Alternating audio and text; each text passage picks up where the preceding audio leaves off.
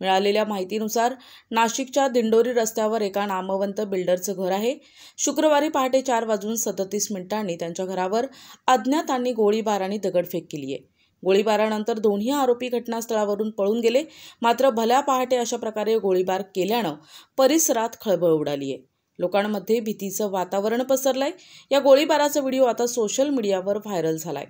Viral व्हिडिओत दोन तरुण शुक्रवारी पहाटे 4:37 बिल्डर राहत असलेल्या परिसरात आले।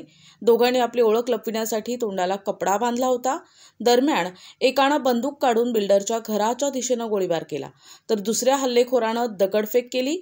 ही घटना सीसीटीव्ही कॅमेऱ्यात कैद झाली असून यामुळे परिसरात घबराट पसरली आहे। 3 दिवसांपूर्वी इथे वाहनांची तोडफोड करण्यात आली होती। या प्रकरणी म्हसरूळ पोलीस ठाण्यात घटनेची नोंद झाली आहे। बिल्डर मनीष उमरवाल यांच्या घराच्या दिशेनं या संशयितांनी गोळीबार केला। या घटनेमागे आर्थिक कारण असावं अशी चर्चाही व्यक्त होत आहे। प्रतिनिधी गुड्डू शेख, दिशा न्यूज, नाशिक।